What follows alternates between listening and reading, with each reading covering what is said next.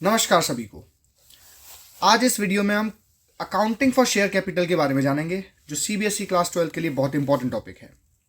ये टॉपिक ना केवल आपके बोर्ड एग्जाम्स में आता है, बल्कि आपके कॉमर्स करियर के लिए बहुत मायने रखता है। तो चलिए स्टार्ट करते हैं। भाई, सबसे पहले हम जानेंगे कि आखिर कंपनी क्या होती है। According to section 2 of the Companies Act 2013, company means a company incorporated under this act or any previous company law. It means ये एक lawful entity है जिसे एक या एक से ज़्यादा लोग बिजनेस करने के लिए बनाते हैं। भाई, मैंने डिसाइड किया कि मुझे अपना बिजनेस करना है, तो मैं अगर अकेला उसे चलाऊंगा तो सोल प्रोप्राइटरशिप कहलाऊंगा। दो लोग मिलकर चला रहे हैं तो पार्टनरशिप कहलाएंगे, जिसमें बिजनेस और बिजनेस के मालिक को कानूनी तौर पर एक ही माना जाता है। लेकिन कंपनी अपने आप में एक सेपरेट लीगल एंटिटी है और उसे चलाने वाले उसके मेंबर्स कहे जाते हैं। तो बढ़ते हैं अब कंपनी के फीचर्स की ओर। कंपनी का पहला फीचर है इनकॉर्पोरेशन। मींस कंपनी एक आर्टिफिशियल पर्सन है जिसे कानून ने बनाया है। वो नेचुरल पर्सन नहीं है, लेकिन कानूनी तौर पर उसे एक व्यक्ति माना जाता है। इसलिए सेकेंड फीचर हमारा हो जाता है सेपरेट लीगल एंटिटी। उसके पास अपने कानूनी अधिकार होते हैं। कंपनी एक आर्टिफिशियल पर्सन है जो प्रॉपर्टी को ओन कर सकता है, किसी कॉन्ट्रैक्ट में आ सकता है और किसी दूसरी पार्टी पर केस भी कर सकता है अपने नाम पर। यह मेंबर की बात नहीं हो रही। कंपनी के मालिक के मरने के बाद भी, कंपनी के मालिक के बैंकरप्ट होने के बाद भी, कंपनी के मालिक पागल हो जाने के बाद भी कंपनी चलती रहती है। देखिए, कितनी बड़ी बड़ी कंपनीज के जो मालिक हैं वो भाग गए, कुछ घोटाला करके भाग गए, लेकिन कंपनी फिर भी आगे चलती रहती है, क्योंकि कंपनी अलग, कंपनी के मालिक अलग माने जाते हैं। कंपनी के जितने भी मेंबर होते हैं उन सब की लायबिलिटी लिमिटेड होती है। यानी अगर कंपनी बंद करते टाइम कंपनी किसी का पेमेंट नहीं कर पा रही तो उनके मालिकों को कोई लेना देना नहीं। वो अपने घर के बर्तन बेचकर उनका पेमेंट नहीं करेंगे। कंपनी के मालिकों की लायबिलिटी उनके शेयर की अनपेड वैल्यू तक होती है। इस बात को याद रखिएगा। इसका मतलब यह है कि कंपनी में शेयर कैपिटल जो है, जो कि यूनिट मानी जाती है कैपिटल की, उनका पैसा जो उन्होंने नहीं दिया है, सिर्फ उनकी उतने तक की लायबिलिटी है। एक कंपनी में शेयर कैपिटल क्या होता है इसे समझते हैं। देखिए, मान के चलिए मैं अपनी कंपनी में 100 रुपए की टोटल कैपिटल मानकर चल रहा हूं कि लगेगी। उस 100 रुपए की कैपिटल को मैंने 5-5 रुपए के छोटे छोटे यूनिट्स में बदल दिया, जिनको मैं शेयर बुलाऊंगा। 2 शेयर एक व्यक्ति ने खरीद लिए, उसने कंपनी के बैंक के खाते में 10 रुपए डाल दिए। 4 शेयर किसी और व्यक्ति ने खरीद लिए, उसने बैंक के खाते में 20 रुपए डाल दिए। ऐसे करते करते कंपनी की कैपिटल कलेक्ट होती है। शेयर कुछ नहीं है, बड़ी कैपिटल के छोटे छोटे यूनिट्स होते हैं, जिसको हम इजीली सेल या बाय कर पाते हैं। तो इसका मतलब, अगर मुझे मेरी कंपनी में मेंबरशिप चाहिए, मैं अपनी कंपनी का ओनर होना चाहता हूं, तो मुझे मेरी ही कंपनी के शेयर्स खरीदने पड़ेंगे। पब्लिक कंपनी अपने शेयर को फ्रीली ट्रांसफर कर सकती है, लेकिन प्राइवेट कंपनी फ्रीली ट्रांसफर कर नहीं पाती। उस पर कई सारे रिस्ट्रिक्शन लगते हैं। अब ये कॉमन सील की बात क्या है? ये कॉमन सील क्या होती है? तो भाई, कॉमन सील कंपनी का सिग्नेचर होता है। किसी भी काम को करते टाइम कंपनी ने किसी चीज को वैलिड करा है, इसको लेजिट माना है, तो कंपनी का सिग्नेचर, कंपनी का ठप्पा उस डॉक्यूमेंट पे लगा होता है, जिससे हमें उसकी ऑथेंटिसिटी के बारे में पता चलता है। अब हम बढ़ेंगे कंपनी के टाइप्स की तरफ। तो पहले बात करेंगे प्राइवेट कंपनी की। देखिए भाई, प्राइवेट कंपनी वो कंपनी है जिसमें right of transfer of share restricted है। प्रोहिबिटेड नहीं है, रिस्ट्रिक्टेड है, मुश्किल है। इसमें जो लिमिटेड नंबर है, भाई कैसे? इसमें एटलीस्ट 2 लोग चाहिए और मैक्सिमम 200 लोग चाहिए। और prohibits any invitation to public to subscribe any of share और डिबेंचर ऑफ द कंपनी। ये लोग मार्केट में पब्लिकली शेयर्स डिबेंचर इशू नहीं कर सकते, और प्राइवेट कंपनी को अपने नाम के आगे प्राइवेट लिमिटेड लिखवाना पड़ता है। पब्लिक कंपनी वो कंपनी है जो कि प्राइवेट नहीं होती, या जिसकी minimum paid up capital as may be prescribed. इसके बारे में हम आगे डिटेल से समझेंगे। और प्राइवेट कंपनी किसी, अगर पब्लिक कंपनी की सब्सिडरी है तो वो पब्लिक कंपनी ही मानी जाएगी। पब्लिक कंपनी में एटलीस्ट 7 लोग चाहिए और मैक्सिमम पे कोई रिस्ट्रिक्शन नहीं है। नंबर ऑफ पर्सन इन्फिनिटी हो सकते हैं। Name of every public company must ends with limited. Her public company के आगे लिमिटेड नाम लिखा होना जरूरी है। अब कंपनी के प्रमोटर्स ये डिसाइड करते हैं, can decide the minimum paid up share capital in case of private and public companies as it has not been prescribed. ये minimum paid up share capital क्या होती है, इसकी जरा हम बात करेंगे। थर्ड टाइप की कंपनी होती है 1 पर्सन कंपनी। 1 पर्सन कंपनी वो कंपनी है जिसको सोल प्रोप्राइटरशिप के भी मजे लेने हैं और कंपनी के भी मजे लेने हैं। ये सिर्फ एक ही व्यक्ति के द्वारा, यानी एक ही मेंबर के द्वारा संचालित हो सकती है। वन पर्सन कंपनी पब्लिक और प्राइवेट का एक तीसरा टाइप बनकर आई है नए प्रकार में, क्योंकि ये 2014 के बाद में स्टार्ट हुआ है। और इसकी कंडीशन ये है कि only a natural person who is citizen of India, resident of India can become a member of OPC. One person company के मेंबर बनने के लिए भारत का होना जरूरी है। इसकी maximum share paid up capital जो है वो 50 लाख से ऊपर नहीं होनी चाहिए और 3 साल के अंदर इसका टर्नओवर 2 करोड़ से ऊपर का नहीं होना चाहिए, यानी बड़ी सेल इसकी नहीं होनी चाहिए। इसमें मिनिमम नंबर ऑफ डायरेक्टर्स होते हैं 1 और मैक्सिमम होते हैं 15। अब हम बात करेंगे कंपनीज के और टाइप्स की जो कि on the basis of liability है। तो पहली जो कंपनी है सेक्शन 222 के अंदर में limited by shares. In case of companies limited by share the liability of member is limited to the extent of unpaid value of the shares. मैंने company का एक शेयर खरीदा 10 रुपए का, 7 रुपए पे कर चुका हूं, 3 रुपए रह गए, तो मेरी लायबिलिटी सिर्फ 3 रुपए की, यानी लिमिटेड बाय शेयर्स, यानी जितने मेरे पास शेयर हैं उसके हिसाब से मेरी जिम्मेदारी, मेरी लायबिलिटी कंपनी पर है। दूसरी कंपनी होती है companies limited by guarantee. Companies limited by guarantee के अंदर में मेरे अनपेड वैल्यू की गारंटी तो मेरे पास आई है, अनपेड वैल्यू की तो लायबिलिटी मेरे पास आई है, साथ में मैंने कह दिया कि अगर 2-3 लाख रुपए ज्यादा लगे तो 2 लाख रुपए का लायबिलिटी हम चुका देंगे। तो मैंने गारंटी ली है कि अगर पेमेंट नहीं हो पाएगा तो 2 लाख तक की जिम्मेदारी मेरी होगी। तीसरी प्रकार की होती है अनलिमिटेड लायबिलिटी। इसमें क्या होता है, an unlimited company is a company whose member bear unlimited liability towards it, कि अगर कंपनी पेमेंट नहीं कर पा रही है तो कंपनी के जो मेंबर्स होंगे वो सारा का सारा पेमेंट अपनी तरफ से देंगे। अब बात होगी भाई कि शेयर क्या होते हैं। According to section 284 companies act 2013 share means a share in the share capital of a company include stock. मतलब कोई भी ऐसा यूनिट जो कि कैपिटल को रिप्रेजेंट करता हो, 10 रुपए से, 20 रुपए से, 30 रुपए से, उसे हम शेयर कहते हैं। The capital of a company is divided into number of equal units. Equal units में उसको डिवाइड कर दिया जाता है, उन ईच यूनिट्स को हम शेयर कहते हैं। The word share implies a unit of share capital having property rights. अगर मैंने 2 शेयर खरीदे हैं, यानी मेरे पास 2 शेयर की वैल्यू के जितनी मेरे पास हिस्सेदारी है उस कंपनी के अंदर में। मैंने 5 रुपए के शेयर खरीदे तो मेरी हिस्सेदारी 5 रुपए की हो गई उस कंपनी के अंदर में। अब हम बात करेंगे टाइप्स ऑफ शेयर्स की। सबसे पहले 2 प्रकार के शेयर्स हैं हमारे पास में, प्रेफरेंस शेयर्स और इक्विटी शेयर्स। इसको हम डिटेल से समझेंगे इनके टाइप्स को। इक्विटी शेयर का पहला टाइप है क्यूमुलेटिव प्रेफरेंस शेयर। पिछले साल का प्रॉफिट इस साल क्यूमुलेट हो जाए, पिछले साल कंपनी नहीं दे पाई और पिछले साल का भी इस साल क्यूमुलेट हो जाए, ऐसे प्रेफरेंस शेयर को क्यूमुलेटिव प्रेफरेंस शेयर कहते हैं। नॉन क्यूमुलेटिव वाले में पिछले साल का प्रॉफिट नहीं दे पाए तो गया, अब तो इस साल वाले से ही मतलब है, आगे क्यूमुलेट नहीं होगा। कन्वर्टेबिलिटी के बेसिस पर कन्वर्टेबल प्रेफरेंस शेयर वो शेयर होते हैं जिनको हम इक्विटी में कन्वर्ट कर सकते हैं। तो नॉन कन्वर्टेबल कौन से होंगे, जिनको हम इक्विटी में कन्वर्ट नहीं कर सकते। रिडीमेबल प्रेफरेंस शेयर होते हैं जो एक पर्टिकुलर फिक्स टाइम के बाद में रिडीम हो जाते हैं, जिनका कैश वापस से रिकवर हो जाता है। और इरिडीमेबल मतलब जब तक व्यक्ति ना चाहे तब तक वो शेयर फर्म में लगे रहते हैं, बिजनेस में लगे रहते हैं। पार्टिसिपेटिंग इक्विटी शेयर का मतलब है कि प्रॉफिट में भागीदारी। भाई इसका मतलब ये है कि फिक्स्ड डिविडेंड मिलने के अलावा प्रॉफिट में भी पार्टिसिपेशन ले सकते हैं। और नॉन पार्टिसिपेटिंग वो होते हैं जो डिविडेंड के अलावा एक्स्ट्रा बेनिफिट्स, एक्स्ट्रा प्रॉफिट में शेयरिंग नहीं ले सकते, पार्टिसिपेशन नहीं ले सकते। अब हम समझेंगे प्रेफरेंस और इक्विटी के बीच में डिफरेंस। देखिए भाई बहुत आसान है। प्रेफरेंस शेयर का डिविडेंड रेट फिक्स होता है, इक्विटी शेयर का डिविडेंड रेट डिपेंड करता है उस साल के प्रॉफिट पर। प्रेफरेंस शेयर कैपिटल को पहले डिविडेंड मिलता है और इक्विटी शेयर होल्डर को प्रेफरेंस शेयर के बाद में डिविडेंड मिलता है। प्रेफरेंस शेयर 10 साल के भीतर भीतर रिडीम हो जाते हैं, एक स्टिपुलेटेड डेट पे हो जाते हैं। लेकिन equity share permanent share capital, permanent capital है, ये कंपनी बंद होते टाइम ही क्या होते हैं, रिडीम होते हैं।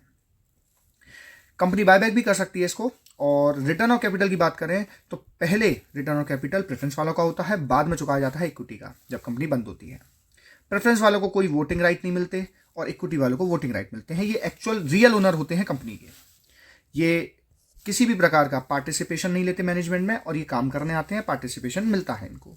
क्यूमुलेटिव प्रेफरेंस शेयर में डिविडेंड जमा होता है, पिछले साल का नहीं दे पाए, इस साल का नहीं दे पाए तो जमा होकर मिल जाएगा। लेकिन इक्विटी शेयर में वो हिसाब नहीं है, एक्यूमुलेट नहीं होगा आपका पिछले साल का डिविडेंड। अब हम बात करेंगे शेयर कैपिटल क्या है। तो देखिए कंपनी का जो कैपिटल होता है उसको कैपिटल ना मानकर शेयर कैपिटल मानते हैं, क्योंकि वो शेयर से ही बनाया गया है। तो कंपनी अपने शेयर को इशू कर मार्केट से पैसा ले सकती है और कैपिटल अपनी बना सकती है। और ये पैसा कंपनी में तब तक रहता है जब तक कंपनी लिक्विडाइज, यानी कि कंपनी जब तक बंद नहीं हो जाती। शेयर कैपिटल जो होता है वो ओनर्स फंड कहलाता है, ओन्ड कैपिटल कहलाता है, क्योंकि कंपनी के ओनर के द्वारा ही लगाया गया है। नेचर ऑफ शेयर कैपिटल देखिए भाई, कंपनी को बहुत ज़्यादा मात्रा में पैसा चाहिए होता है। बहुत ज़्यादा मात्रा में पैसा मतलब कंपनी को अपने वर्किंग ऑपरेशंस के लिए बहुत ज़्यादा फंड चाहिए। कंपनी अपने फंड्स के लिए आउटसाइड पे डिपेंड होती है, बाहर के इन्वेस्टर पे डिपेंड होती है। इंडिविजुअल्स हुए, इंस्टीट्यूशन हुए, जो अपने अपने हिसाब से कंपनी में पैसा लगाते हैं।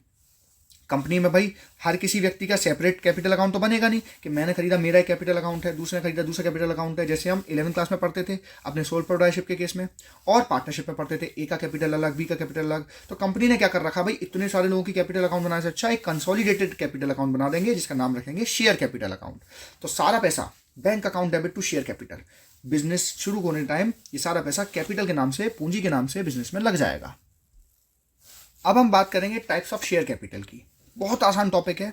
सबसे पहले बात करेंगे authorise share capital, registered share capital, nominal capital. ये वो कैपिटल है जो हमारी मैक्सिमम लिमिट है। मैंने कहा भाई हम अपनी कंपनी में मैक्सिमम 10 लाख रुपए की कैपिटल लगाएंगे तो ये हमारी ऑथराइज कैपिटल हो गई। मैक्सिमम अमाउंट जो एक कंपनी में कैपिटल लगाई जाती है उसे हम ऑथराइज कैपिटल कहते हैं। सेकेंड है हमारे पास में इशूड कैपिटल। इशूड कैपिटल वो कैपिटल है जो पब्लिक में इशू करी जाती है सब्सक्रिप्शन के लिए, जो पब्लिक को हम ऑफर करते हैं। 10 लाख में से मैंने डिसाइड किया कि 7 लाख रुपए मैं पब्लिक को अलॉटमेंट के लिए दूंगा, यानी अप्लाई करने के लिए दूंगा। फिर मैं उन्हें उसके हिसाब से शेयर अलॉट करूंगा। जितने शेयर वो सिलेक्ट करेंगे, सब्सक्राइब करेंगे, उसे मैं सब्सक्राइब कैपिटल कहूंगा। 10 लाख मेरी टोटल थी, 7 लाख मैंने मार्केट में इशू करे, 4 लाख का मेरे पास पैसा आ गया तो सब्सक्राइब कैपिटल कहलाएगा। सब्सक्राइब कैपिटल के अंदर अपने कुछ नॉर्म्स हैं, कंडीशंस है कि 90% से कम सब्सक्राइब हुआ तो क्या होगा, तो उसकी हम आगे चर्चा करेंगे। और जो पैसा अभी सब्सक्रिप्शन के लिए नहीं किया है, जो सब्सक्राइब नहीं किया पब्लिक ने, उसे अनसब्सक्राइब कैपिटल कहते हैं। अब जो सब्सक्राइब कैपिटल है उसको 2 भागों में दिखाया जाता है बैलेंस शीट में, subscribed and fully paid up, subscribed and not fully paid up. अगर 10 रुपये के हिसाब से हमने 500 शेयर इशू करे और 500 शेयर में से 400 शेयर का तो पैसा हम पे आ गया और उसमें से 100 शेयर वालों ने मुझे पैसा नहीं दिया है, समझिए सब्सक्राइब तो पूरे 400 ने करा, 500 ने करा, लेकिन 400 वालों ने मुझे पैसा दे दिया, 100 वाले मुझे पैसा नहीं दे रहे हैं। तो जिन्होंने 500 में से सब्सक्राइब करने के बाद 400 ने जो पैसा दे दिया है उसे कहूँगा subscribed and fully paid up.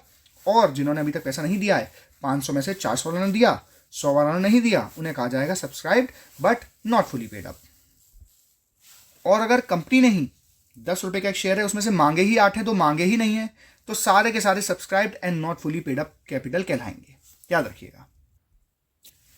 Called up share का वो पोर्शन होता है जितना पैसा मांगा गया है, और पेड अप वो होता है जिसका एक्चुअली पैसा हमको मिला है। रिजर्व कैपिटल वो होती है जो पैसा अभी तक मांगा नहीं गया है और आगे तब मांगा जाएगा जब कंपनी बंद की जाएगी, तब तक मांगा नहीं जाएगा। तो 2 हमारे पास डिफरेंस है कि रिजर्व कैपिटल क्या होती है और कैपिटल रिजर्व क्या होती है।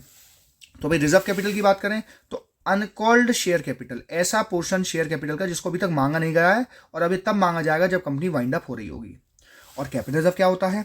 कैपिटल रिजर्व एक ऐसा रिजर्व है जिसको बनाया जाता है जिसमें हमें प्रॉफिट हो असेट बेचने पर, हमने अपने शेयर को प्रीमियम पे इशू करा हो, हमें प्रॉफिट हो जाए रिडम्पशन ऑफ डिवेंचर के टाइम पर, तो उस टाइम पर हम वो पैसा कैपिटल रिजर्व में डाल देते हैं। रिजर्व कैपिटल के लिए a special resolution is required, एक स्पेशल रिजोल्यूशन चाहिए, लेकिन कैपिटल रिजर्व के लिए कोई रिजोल्यूशन, कोई बैठक, कोई मीटिंग की जरूरत नहीं पड़ती। It is not necessary to create reserve capital, जरूरी नहीं हर कंपनी रिजर्व कैपिटल बनाए, हो सकता है सारी पैसा मांग ले, लेकिन it is very necessary to create capital reserve, खास करके कैपिटल प्रॉफिट कमाते टाइम। रिजर्व कैपिटल को हम बैलेंस शीट में शो नहीं करते, लेकिन कैपिटल रिजर्व को हम बैलेंस शीट में शो करते हैं रिजर्व्स एंड सरप्लस हेडिंग के अंदर में। और it is used only at the time of winding up of the company and it can be used to write off the capital losses. जब हमारा capital loss होगा उसको कवर करने के लिए हम कैपिटल रिजर्व का इस्तेमाल करेंगे, लेकिन रिजर्व कैपिटल को हम सिर्फ तब मांग सकते हैं जब हम कंपनी बंद कर रहे हो। अब हम कंपनी के बैलेंस शीट को बहुत ध्यान से सुनेंगे। इससे रिलेटेड क्वेश्चंस मैं अलग तरीके से करवाऊंगा, अभी सिर्फ हम फॉर्मेट को अंडरस्टैंड कर रहे हैं। तो भाई कंपनी का जो हमारे पास बैलेंस शीट का फॉर्मेट है वो शेड्यूल 3 के अकॉर्डिंग बनाया गया है कंपनीज एक्ट 2013 में। और कंपनी की बैलेंस शीट में करंट ईयर के बैलेंस यहाँ, प्रीवियस ईयर के बैलेंस यहाँ शो किए जाते हैं। पहली हेडिंग हमने लिखी इक्विटीज एंड लायबिलिटीज और share holder funds. Share holder funds को इक्विटी भी कहते हैं, जिसमें पहला heading share capital, reserve and surplus और money received against share warrants. Notes to account में सबसे पहले हमें लिखना पड़ता है शेयर कैपिटल, जो कि हमारा नोट नंबर 1 था। इसके नीचे ऑथराइज कैपिटल, कितने नंबर ऑफ शेयर्स हैं हमारे पास इक्विटी के और एक शेयर कितने का है, कितने नंबर ऑफ प्रेफरेंस है हमारे पास प्रेफरेंस के और एक शेयर कितने का है, इनका अमाउंट टोटल करके हम टोटल लिख देते हैं। उस अमाउंट में से कितने हम मार्केट में इशू कर रहे हैं, उस अमाउंट में से आखिर हम कितने मार्केट में इशू कर रहे हैं, वो इशूड कैपिटल के रूप में शो कर दिया जाता है। इसका नीचे वाले पोर्शन से कोई ऐसा ताल्लुक नहीं होता। अब शेयर कैपिटल में हमने पढ़ा था कि भाई subscribed and fully paid up, यानी कि जिन्होंने पूरा पैसा दे दिया है, और एक होते हैं subscribed and not fully paid up. तो subscribed and fully paid up वाले तो बिल्कुल अलग ले लीजिए, जिन्होंने ना तो कोई अरियर करा है ना इनका शेयर फॉरफीट हुआ है, तो बिल्कुल अलग हो जाएंगे। लेकिन जिनका शेयर अरियर में गया, अभी कॉल्स इन अरियर क्या होता है मैं आपको समझा दूँ। जिन्होंने शेयर का पैसा नहीं दिया होता, हमने जब अलग अलग इंस्टॉलमेंट्स में आगे उनसे पैसा मांगेंगे तो जो वो पैसा नहीं देंगे उसे कॉल्स इन अरियर कहेंगे, तो वो वाले लोग इसके अंदर में आएंगे। और जिनका शेयर जब्त कर लिया जाता है, जो आगे की कॉल को नज़रअंदाज कर देते हैं और कहते हैं कि भाई पैसा नहीं देंगे, तो उनका जो जब्त किया हुआ शेयर है, उनका जो बचा कुचा पैसा है वो subscribed but not fully paid up में जाता है। अब ट्रिक क्या, भी कैसे याद रखेंगे किन किन चीज़ का असर पड़ता है, तो याद रखिए कॉल्स इन एरिया का सिर्फ अमाउंट आपको माइनस करना है, जबकि जो फॉरफिटेड शेयर्स जो होते हैं उसके केस में आपको नंबर ऑफ़ शेयर्स माइनस करने हैं, नंबर ऑफ़ शेयर्स माइनस करने हैं, और फॉरफिटेड किया हुआ अमाउंट प्लस करना है। ठीक, बाकी री इशू करने की कोई इस पर बैलेंस शीट पर असर नहीं पड़ता, प्रीमियम का कोई असर नहीं पड़ता, ओवर सब्सक्रिप्शन का कोई असर नहीं पड़ता, कॉल्स इन एडवांस का कोई असर नहीं पड़ता। तो जो असर पड़ता है वो पड़ता है कॉल्स इन अरियर का, अंडर सब्सक्रिप्शन का और शेयर फॉरफिटेड का, जो मैंने अभी आपको बताया किस तरीके से किया जाएगा। और जो ये अमाउंट आएगा ये शो किया जाता है बैलेंस शीट के टॉप पर, जो हमने अभी शेयर कैपिटल के अंदर में पढ़ा था, यहाँ वाले अमाउंट के अंदर में शो कर दिया जाएगा करंट ईयर का अपना, प्रीवियस ईयर का तो जो दिया होगा वो एज इट इज़ लिखेंगे। जब हम इस चैप्टर के क्वेश्चंस कर रहे होंगे तो मैं बैलेंस शीट आपको बहुत आसान तरीके से सिखाऊंगा। बच्चों को काफ़ी दिक्कत आती है बैलेंस शीट में, लेकिन एक बार समझाने के बाद में वो दिक्कत आपको फिर कभी नहीं आएगी। अब हम इस चैप्टर के सबसे इंपॉर्टेंट कंसेप्ट की ओर बढ़ेंगे कि आखिर ये शेयर अकाउंटिंग होती कैसे है। मान के चलिए मेरी कंपनी की ऑथराइज कैपिटल मैंने मानी 1,00,000 रुपये, यानी ये maximum amount of share capital है जो मैं अपने कंपनी की बना सकता हूँ, जिसको मैंने 10 रुपीज़ के हिसाब से छोटे छोटे यूनिट्स में डिवाइड करा, यानी कि मैंने इससे टोटल 10,000 शेयर्स बना लिए। अब इन 10,000 में से मैं यदि मार्केट में मात्र 8,000 शेयर क्या कर रहा हूँ, इशू कर रहा हूँ, तो 80,000 रुपये मेरे पास क्या हो जाएगा, मेरे पास इशूड कैपिटल का अमाउंट हो जाएगा। ये जो 10 रुपये हैं ये मेरे शेयर की फेस वैल्यू कहे जाएंगे, और ये मेरे शेयर की नॉमिनल वैल्यू भी कहे जाएंगे, जितने उस पर लिखे हुए हैं। और अगर मैं अपने 10 वाले शेयर को मार्केट में 10 रुपये का ही इशू कर रहा हूँ तो मैं बोलूँगा उसे मैं एट पार इशू कर रहा हूँ। लेकिन अगर मैंने इनकी फेस वैल्यू से ज़्यादा में इसे इशू करा, जैसे कि मैंने 10 रुपये के एक शेयर को 20% के प्रीमियम यानी कि +2 रुपये में, देखिए समझिए कैपिटल तो अभी भी 10 रुपये की ही कहलाएगी यानी कि फेस वैल्यू की, बट ये जो 2 एक्स्ट्रा रुपये हैं ये मैं न्यू अकाउंट में डालूंगा, जिसको मैं बोलूंगा security premium account, security premium account. तो सिक्योरिटी प्रीमियम आखिर कितनी मांगी जा सकती है शेयर पे, तो देखिए इसकी कोई लिमिट नहीं होती। ये बोर्ड में क्वेश्चन आया हुआ है कि कितने परसेंटेज तक मांग सकते हैं, तो उसकी कोई लिमिट नहीं है, मैं जितने चाहूँ उतने प्रीमियम पे इशू कर सकता हूँ। ये सिक्योरिटी प्रीमियम का जो अमाउंट है मैं अलग अलग जगह के लॉसेस को कवर करने में यूज़ कर सकता हूँ, जैसे कि to issue fully paid up bonus share. Bonus share वो होते हैं जिनके बदले में हमारे पास पैसा नहीं आता। हमारे शेयर होल्डर के पास में 100 के शेयर थे, हमने भाई दिवाली पर उनको 2-2 शेयर सबको एक्स्ट्रा और दे दिए, सबके 102 शेयर हो गए, तो मैंने इनको बोनस पे इशू करा, यानी इनका कोई पैसा नहीं लिया, तो ये हमारा लॉस है, वो हम सिक्योरिटी प्रीमियम से कवर करेंगे। दूसरा, to write off preliminary expenses, company शुरू करते टाइम जो शुरुआती दिनों में एक्सपेंस होते हैं उसको हम कवर कर सकते हैं। जब हम किसी डिबेंचर को, शेयर को डिस्काउंट पे इशू करते हैं, उसका कोई कमीशन का जो एक्सपेंस होता है वो हम सिक्योरिटी प्रीमियम से कवर कर सकते हैं। टू पे premium on the redemption of preference share, जब हम प्रेफरेंस शेयर पे प्रीमियम पे कर रहे होते हैं या डिबेंचर पे प्रीमियम पे कर रहे होते हैं, उस केस में हम सिक्योरिटी प्रीमियम के अकाउंट का इस्तेमाल कर सकते हैं। और अपने इक्विटी शेयर्स को मार्केट से बायबैक करते टाइम हम सिक्योरिटी प्रीमियम का इस्तेमाल कर सकते हैं। तो ये पेपर में MCQ आया हुआ है, तो आप याद रखिएगा किन किन चीज़ों में सिक्योरिटी प्रीमियम रिजर्व का इस्तेमाल हो सकता है। अब यदि अगर मैंने शेयर को 20% के डिस्काउंट पे इशू करा, यानी कि -2, क्योंकि 10 का 20% 2 रुपये होता है, तो ऐसे कहेंगे इशूड एट डिस्काउंट। तो हमारे देश के अंदर में शेयर जो होते हैं उनको डिस्काउंट पे इशू करना अलाउड नहीं है, तो इस केस को हम अपने अकाउंटिंग ट्रीटमेंट के अंदर में नहीं पढ़ेंगे।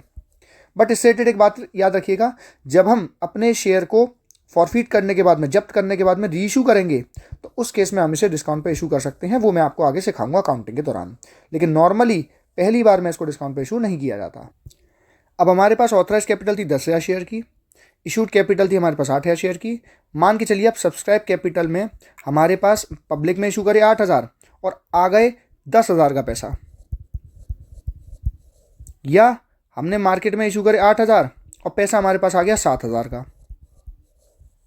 तो अगर हमारे इशूड कैपिटल से इशूड नंबर ऑफ शेयर से ज़्यादा सब्सक्राइब हो जाते हैं तो उस केस को हम कहते हैं ओवर सब्सक्रिप्शन, और यदि हमारे इशूड नंबर से कम सब्सक्राइब होते हैं उसे हम कहते हैं अंडर सब्सक्रिप्शन।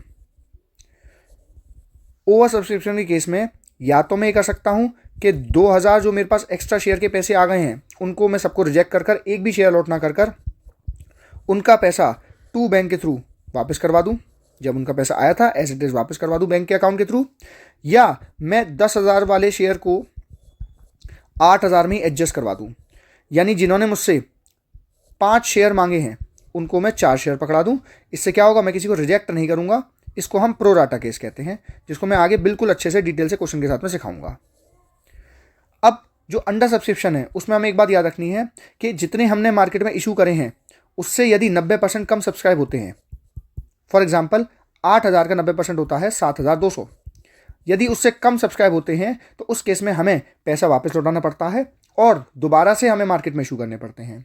लेकिन for the sake of the question मैंने इसको क्या मान लिया है कि 7,000 वैलिड है, तो हम आगे की जितनी भी एंट्री करेंगे अब 7,000 के हिसाब से करेंगे, लेकिन रियल लाइफ में 90% से कम सब्सक्राइब होने पर हमें पैसा लौटाना पड़ता है। अब मान कर चलिए मेरे पास सब्सक्राइब शेयर भी 8,000 के ही आए हैं, मेरे पास 8,000 रुपये के शेयर का एप्लीकेशन मनी आ गया है। अभी एप्लीकेशन वगैरह क्या होते हैं इनको और डिटेल से समझाता हूँ। तो सुनिए, पब्लिक ने इन शेयर को सब्सक्राइब किया तो मेरे पास पैसे लेने के 2 ऑप्शन हैं। फर्स्ट ऑप्शन मेरे पास है कि शेयर के पूरे 10 रुपये एक साथ मांग लूँ, यानी एक ही इंस्टॉलमेंट में, जिसे हम कहेंगे लमसम पेमेंट। लमसम पेमेंट के अंदर में मैं इंस्टॉलमेंट्स रखूँगा सिर्फ एक, और मुझे इकट्ठा पैसा मेरे बैंक के खाते में मिल जाएगा, जिसकी जर्नल एंट्री पास होती है बैंक अकाउंट डेबिट, क्योंकि मेरे पास खाते में पैसा आएगा इसलिए डेबिट हो रहा है। और किस नाम से पैसा आ रहा है, शेयर एप्लीकेशन, और हाल के साल में उन्हें अलॉट कर रहा हूँ, एंड अलॉटमेंट अकाउंट। आप इसको पूरा लिखेंगे, मैं सिर्फ short form application and allotment का इस्तेमाल कर रहा हूँ। हमारे पास जो पैसा रिसीव हुआ है वो 8,000 के हिसाब से हुआ है, और 8,000 के हिसाब से हमें पूरे 10 रुपये हमारे पास मिल गए हैं। तो इसके अंदर में हमारे पास अमाउंट आएगा 80,000 रुपये। अब ये हम पे पैसा आया है, लेकिन हमने अभी कैपिटल तो नहीं बनाई। भाई कैपिटल इसीलिए नहीं बनाई है, पहले हम चेक करेंगे कि सब काम ऑथेंटिसिटी के साथ हो रहा है या नहीं हो रहा है। तो हम अब इसमें देख रहे हैं कि हमारे पास सबका पैसा आ चुका है प्रॉपर। अब हम क्या करेंगे, इस ये जो लाइबिलिटी है जिसमें अभी कंफर्मेशन नहीं था, अब इसको कंफर्म करेंगे और इस share application and allotment account को डेबिट करके तो ख़त्म कर देंगे, और बदले में सारा पैसा शेयर कैपिटल के खाते में डाल देंगे, यानी कंपनी की हमारे पास कैपिटल बन गई। कितने रुपए की, 80,000 रुपये की। अब आप एक चीज़ देखिए, अगर मैं बैंक अकाउंट डेबिट लिखे रहने दूँ और शेयर एप्लीकेशन जो यहाँ क्रेडिट है और यहाँ ये डेबिट है, ये आपस में एक दूसरे को कैंसिल आउट कर देंगे, तो अल्टीमेटली हमारे पास बिजनेस शुरू करने की एंट्री क्या हुई, bank account debit to share capital. Next तरीका मेरे पास होता है कि मैं उन 10 रुपयों को इकट्ठे ना मानकर अलग अलग इंस्टॉलमेंट्स में मांगूं। अब इसका क्या कंसेप्ट है, मैं आपको एक पूरे चार्ट के साथ में अच्छे से समझाता हूँ। सबसे पहले मेरे शेयर की जो फेस वैल्यू है वो है 10 रुपये, और उस पर 20% प्रीमियम यानी 2 रुपये का प्रीमियम है। इसको हम कहते हैं भाई हमारे शेयर का प्राइस। ये हमारे शेयर का प्राइस है और ये हमने इशू किया है एट प्रीमियम पर। तो देखिए, अब मैं जो इंस्टॉलमेंट मांगूंगा उसमें कुछ बातें हमें याद रखनी है कि किसी भी इंस्टॉलमेंट के केस में कॉल की जो वैल्यू होगी वो फेस वैल्यू के 25% से कम नहीं हो सकती। यानी 10 रुपये का 25% 2.5 रुपये होता है, यानी 2.5 रुपये से कम में मैं कोई भी इंस्टॉलमेंट को मांग नहीं सकता। तो इसका मतलब मुझे 2.5 रुपये से ज़्यादा ही इंस्टॉलमेंट रखनी पड़ेगी। तो मान के चलिए मैंने जो फर्स्ट इंस्टॉलमेंट है जिसको मैं कहता हूँ भाई एप्लीकेशन मनी, फर्स्ट इंस्टॉलमेंट को एप्लीकेशन मनी कहता हूँ, उस पर मैंने 4 रुपये मांगे इंक्लूडिंग 1 रुपये प्रीमियम, यानी कि 4 रुपये टोटल हैं, जिसमें 3 रुपये का मेरे पास फेस वैल्यू है और 1 रुपये का मेरे पास प्रीमियम है। तो इसे कहे जाएंगे 4 रुपये मैंने फर्स्ट इंस्टॉलमेंट के मांगे, जिसे एप्लीकेशन मनी कहते हैं। तो इसे 3+1 करके लिखा। सर्कल के अंदर जब मैं लिखूंगा तो उसको फेस वैल्यू मानेंगे, और जो साथ में लिखूंगा इसे प्रीमियम का अमाउंट मांगेंगे। नेक्स्ट हम जनता से मांगेंगे अलॉटमेंट का पैसा। तो देखिए, जब हम उन्हें एप्लीकेशन मिलने के बाद में शेयर अलॉट कर देंगे तो हम उनसे कहेंगे कि भाई कंफर्मेशन दीजिए और बचे हुए अलॉटमेंट के पैसे दीजिए। उसमें मैं मान के चलिए 5 रुपये मांग रहा हूँ इंक्लूडिंग 1 रुपये प्रीमियम, यानी कि 4 रुपये फेस वैल्यू के और 1 रुपये मेरे पास हो जाएंगे मेरे प्रीमियम के। ऐसे करके मैं टोटल उनसे 5 रुपये मांग रहा हूँ। और अब मैं नेक्स्ट कॉल मान के चलिए मैं बचा कुचा पैसा मांग रहा हूँ। तो देखिए फेस वैल्यू में 4, 3 और 4 यानी 7 रुपये, तो 10 में से 7 गए, हमारे पास बचे 3 रुपये। तो ये इस पर कोई प्रीमियम होगा नहीं, क्योंकि मैं 2 रुपये का प्रीमियम ऑलरेडी फर्स्ट 2 कॉल्स पे ले चुका हूँ। तो इसको हम कहेंगे अपना फर्स्ट कॉल। तो ये हमारे पास एप्लीकेशन था, ये हमारे पास अलॉटमेंट है, और ये हमारे पास कहलाएगा फर्स्ट एंड फाइनल कॉल। क्योंकि ये फाइनल है इसलिए इसके साथ में फर्स्ट एंड फाइनल कॉल नाम आया है, लेकिन हो सकता है कंपनी इसके बाद भी कोई और कॉल्स भी रखे। वैसे तो आगे के कॉल को मांगने का तरीका कंपनी के एक important document article of association में दिया हुआ होता है, लेकिन अगर ये नहीं दिया है तो फिर भी कुछ बेसिक बातें हमें जाननी पड़ेंगी कि भाई 2 कॉल्स के बीच में एटलीस्ट 1 मंथ का तो गैप होना ही होना चाहिए, है ना। और एटलीस्ट 14 डेज़ का नोटिस, कितने भाई 14 डेज़ का नोटिस शेयर होल्डर को दिया जाना चाहिए, और कॉल को यूनिफॉर्म बेसिस पर मांगा जाना चाहिए। तो ये कुछ बेसिक्स हैं जो हमें पता होना चाहिए जब भी हम शेयर इशू कर रहे होते हैं मार्केट के अंदर में। अब हम एक छोटे से एग्जाम्पल की मदद से इन सभी चीज़ों को समझेंगे। तो देखिए भाई, एक हमारे आदमी हैं, हमारे एक शेयर होल्डर हैं, जिन्होंने हमारी कंपनी के 1000 शेयर के लिए अप्लाई किया था, ठीक है। तो इन्होंने सारा पैसा लमसम पर दे दिया था। तो लमसम का जो एंट्री है वो मैं आपको बता चुका हूँ कि भाई bank account debit to share application and allotment account, ठीक है। और इनका जो पैसा है वो 1000 के हिसाब से है, और 1000 के हिसाब से इन्होंने हमें 12 रुपये पूरे के पूरे दे दिए होंगे। तो देखिए जो 12 रुपये इन्होंने हमें दिए हैं ये इकट्ठे दिए गए हैं, यानी कि सिंगल इंस्टॉलमेंट में है, इसे लमसम कहा जाएगा। अब जो हम दूसरी एंट्री पास करेंगे उसमें हम इस खाते को तो बंद करेंगे। तो एंट्री पास होगी share application and allotment account debit, ऊपर की लायबिलिटी को बंद करने के लिए डेबिट किया, टू शेयर कैपिटल। लेकिन यहाँ पे एक ट्विस्ट है, देखिए हम सारा पैसा शेयर कैपिटल में नहीं डाल सकते, हमारा शेयर कैपिटल सिर्फ और सिर्फ 10 रुपये का है, 2 रुपये तो प्रीमियम के हैं। तो उसके लिए हम नया खाता बनाएंगे टू सिक्योरिटी प्रीमियम अकाउंट। तो हम क्या करेंगे, इनके 1000 शेयर पे 12 रुपये तो टोटल हम अपने एप्लीकेशन अलॉटमेंट के बंद करेंगे, और फेस वैल्यू हमेशा याद रखिएगा, फेस वैल्यू हमेशा शेयर कैपिटल में आती है, जो कि है 1000 × 10 के हिसाब से, और प्रीमियम का हमसे जो पैसा लिया जा रहा है वो लिया जा रहा है 2 रुपये। तो इस तरीके से इनके लमसम का पेमेंट हो जाएगा। अब दूसरे हमारे रोहन भाई हैं, जिन्होंने 2000 शेयर के लिए क्या किया था भाई, अप्लाई किया था। हमें कैसे पता अप्लाई किया था भाई, सबसे पहले उन्होंने हमें एप्लीकेशन का पैसा भिजवाया, इन्होंने हमें इंस्टॉलमेंट पे पैसे दिए हैं। तो देखिए सबसे पहले इन्होंने हमें एप्लीकेशन का पैसा दिया होगा। भाई किसी कॉलेज में जब हम एडमिशन लेने जाते हैं तो पहले हम अप्लाई करते हैं, हम उन्हें फॉर्म के पैसे देते हैं, एप्लीकेशन के पैसे देते हैं, फिर हमें जब वो कंफर्म कर देंगे कि हाँ भाई आपकी सीट पक्की हो गई है, अब आप बाकी का पैसा भिजवाइए, तो फिर अलॉटमेंट की बारी आएगी। लेकिन पहले एप्लीकेशन है। तो देखिए पहले जो एप्लीकेशन की एंट्री पास होगी उसमें हम एंट्री पास करेंगे बैंक अकाउंट डेबिट, कंपनी के पास पैसा आएगा टू शेयर एप्लीकेशन। लेकिन कंपनी अभी इसे कैपिटल में नहीं डालेगी, अभी चेक करेगी कि कहीं ज़्यादा सब्सक्राइब तो नहीं है, कम सब्सक्राइब तो नहीं है, वापस तो नहीं करना है, ये सब हिसाब किताब करेगी। तो 2000 के जो हमारे पास रोहन भाई के पास में शेयर हैं उसमें 4 रुपये कंपनी हमसे किस चीज़ के ले रही है भाई, हमसे रोहन भाई से ले रही है उनके एप्लीकेशन के, क्योंकि एप्लीकेशन देखिए अभी 4 रुपये का है। तो सेकेंड जो एंट्री पास होगी उसमें सिर्फ एप्लीकेशन की एंट्री बंद की जाएगी, share application account debit to share capital. लेकिन रोहन भाई ने इस पर प्रीमियम भी दिया है, तो टू सिक्योरिटी प्रीमियम भी इसके साथ में आ जाएगा, सिक्योरिटी प्रीमियम अकाउंट। तो देखिए भाई इसमें जो ये बंद होगी ऊपर की एंट्री वो तो 2000 × 4 के हिसाब से, क्योंकि 2000 शेयर है और एप्लीकेशन पूरा 4 रुपये का है, जिस पर जो फेस वैल्यू है वो हमारे पास दे रखी है 3 रुपये की, और 1 रुपये का हमें क्या दे रखा है, प्रीमियम दे रखा है। तो इसकी हमारे पास क्या एंट्री हो गई, इनकी एप्लीकेशन की एंट्री हो गई। फिर इन्होंने हमें भिजवाई होगी भाई अलॉटमेंट के पैसे। लेकिन अब एक चीज़ पर नोटिस कीजिए, पहले कंपनी के पास पैसा आया और बाद में कैपिटल बनी, लेकिन अब केस डिफरेंट होगा। अब कंपनी पहले पैसा मांगेगी। भाई जब आप किसी बिजली वाले विभाग के पास में नया कनेक्शन लेने जाते हैं तो पहले आप पैसा देते हैं, वो आपके यहाँ पे मीटर लगाते हैं, फिर क्या होता है, फिर वो हर महीने आपको बताते हैं भाई कितना पैसा देना, ड्यू करते हैं यहाँ पर, फिर आपसे रिसीव करते हैं। यानी जब आप कॉलेज में एडमिशन लेने गए तो पहले आपने पैसा दिया, बाद में वो कैपिटल में गया, फिर कॉलेज वाले बताएंगे कि कब पैसा देना, पहले आपसे मांगेंगे यानी कि ड्यू करेंगे वो पैसा, और बाद में आप उन्हें पैसा देंगे। तो पहले हम ड्यू की एंट्री करेंगे कि अलॉटमेंट पे आखिर हमें कितने रुपए मांगने हैं। तो अलॉटमेंट हमारे पास 4 रुपये प्लस 1 रुपये के प्रीमियम पर है, तो इसका मतलब हम मांगेंगे पैसा शेयर अलॉटमेंट के नाम पर, अपनी एसेट बनाएंगे क्योंकि हमें इससे पैसा मिलने वाला है, share allotment account debit to share capital, जिससे हम अपनी शेयर कैपिटल बनाएंगे। तो जनता से शेयर अलॉटमेंट के नाम पे पैसा मांगा जा रहा है, कितना रुपए मांगा जा रहा है भाई, जनता से 5 रुपये मांगे जा रहे हैं और रोहन भाई का पैसा है, तो इसका मतलब रोहन भाई से 2000 रुपये, 2000 शेयर का पैसा मांगा जा रहा है। रोहन भाई कहेंगे भाई कैसे कैसे मांग रहे हो, तो हम उन्हें समझाएंगे देखिए भाई हम आपसे जो शेयर कैपिटल है उसका तो फेस वैल्यू यानी 4 रुपये मांग रहे हैं, और जो 1 रुपये आपके पास प्रीमियम के हैं वो भी आपसे मांग रहे हैं, क्योंकि हमारा शेयर प्रीमियम पे था। रोहन भाई कहेंगे ठीक है भाई मैं आपको पैसा भिजवा देता हूँ। तो जो हमें पैसा भिजवाया जाएगा उसकी एंट्री पास होगी बैंक अकाउंट डेबिट, और ये जो ऊपर हमने असेट खोल रखी है इसको अगर मैं बंद करूंगा तो एंट्री पास होगी to share allotment account. Share allotment account को जितने से ऊपर खोला हुआ है उतने से बंद किया जाएगा, यानी 5 × 2000, और यहाँ बैंक अकाउंट डेबिट में हमारे पास पैसे आ जाएंगे 5 × 2000।